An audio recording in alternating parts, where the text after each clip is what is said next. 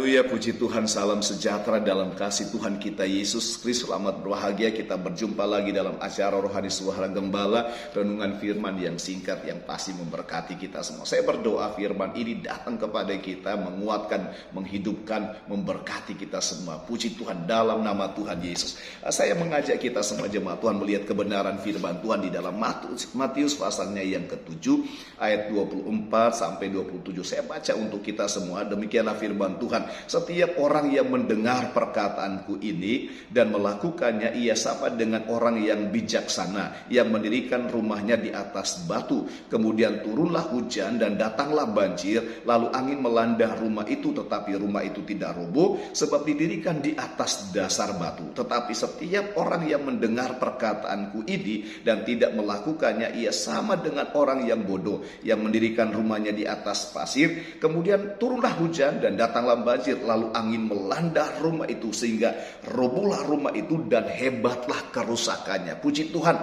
Matius pasal 7 ayat 24 sampai 27 Tuhan menggambarkan tentang rumah. Ya, rumah. Ada dua macam rumah yang didirikan di atas dasar yang berbeda. Rumah itu gambaran tentang segala aspek hidup kita. Rumah itu bicara tentang nikah, tentang keluarga kita. Rumah itu juga bicara tentang pelayanan kita. Rumah itu juga bicara tentang bisnis, tentang pekerjaan kita. Dan Bapak Ibu jemaat Tuhan, kekuatan rumah itu jelas sekali firman Tuhan menjelaskan. Kekuatan rumah itu bukan terletak pada megahnya rumah itu, bukan terletak pada mewahnya rumah itu, ya. Mungkin rumah yang didirikan di atas dasar pasir lebih hebat, lebih megah, lebih mewah dari rumah yang dibangun di atas dasar batu. Tetapi sekali lagi, kekuatan rumah itu bukan pada megah atau mewahnya rumah itu.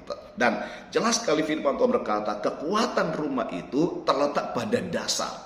Bapak Ibu, kita harus mengerti jemaat Tuhan bahwa setiap rumah, setiap perjalanan atau segala aspek hidup kita atau perjalanan hidup kita selalu diperhadapkan dengan pergumulan, dengan pencobaan, dengan masalah, entah hujan, entah banjir, entah angin yang hebat.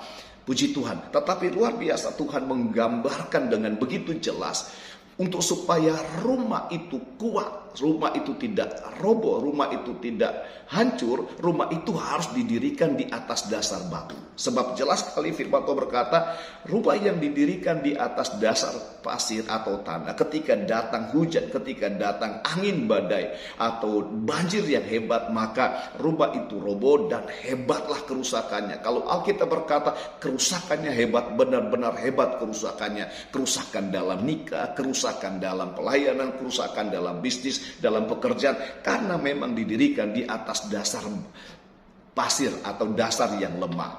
Bapak Ibu, Tuhan berkata bahwa orang yang bijaksana adalah orang yang mendengar dan melakukan firman Tuhan. Jadi adalah orang yang bijaksana, orang yang mendirikan rumah di atas dasar batu adalah orang yang mendengar dan melakukan firman Tuhan. Saudara, orang bijaksana itu tahu persis bahwa dia bukan hanya sekedar mendengar, suka mendengar firman, tapi dia juga harus berusaha untuk melakukan firman. Sebab orang bijaksana ini tahu persis bahwa saat dia dengar firman dan melakukan firman, itu sama dengan dia mendirikan hidupnya, mendirikan keluarganya, mendirikan pelayanannya, usaha atau bisnisnya di atas dasar yang kuat. Dan dia disebut oleh Tuhan sebagai orang bijaksana. Tetapi orang yang bodoh adalah orang yang hanya suka dengar firman, tetapi tidak pernah mau melakukan firman Tuhan.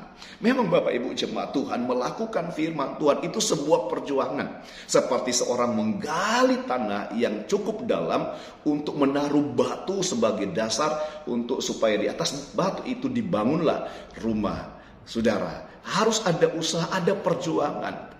Perjuangan di sini memang tidak mengenakkan daging. Bapak Ibu jemaat Tuhan, Matius pasal 5 sampai Matius pasal 7 ini adalah khotbah Tuhan di atas bukit. Jadi apa yang Tuhan sampaikan dari Matius pasal 5 sampai Matius pasal 7, firman yang Tuhan sampaikan yang tidak boleh, tidak harus kita dengar, bukan hanya dengar dan melakukannya. Kalau kita perhatikan dari Matius pasal 5 sampai Matius pasal 7, Tuhan mengajarkan jemaat Tuhan untuk supaya menjadi terang, menjadi garam, saudara.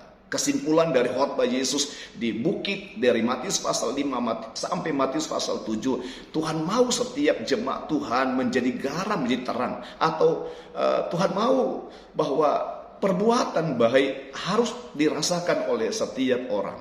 Kita harus berusaha untuk melakukan perbuatan baik. Ketika dunia dalam keadaan gelap, Tuhan mau kita tampil menjadi terang. Tuhan juga mau, Tuhan mengajarkan jemaat Tuhan dari Matius pasal 5 sampai Matius pasal 7 mengasihi musuh. Bukan hanya mengasihi orang yang mengasihi kita, tetapi mengasihi musuh. Dan Tuhan mengajar begini, berdoalah bagi orang yang sementara menganiaya kamu. Saudara, itu melakukan firman. Tuhan juga mengajar supaya setiap jemaat Tuhan, setiap kita untuk tetap bertekun di dalam doa dan sebagainya. Saudara, kita bukan hanya mendengar firman, tetapi kita harus melakukan firman. Saudara, kita harus berusaha untuk melakukan hal-hal yang baik. Hendaklah kebaikan hatimu diketahui semua orang. Puji Tuhan.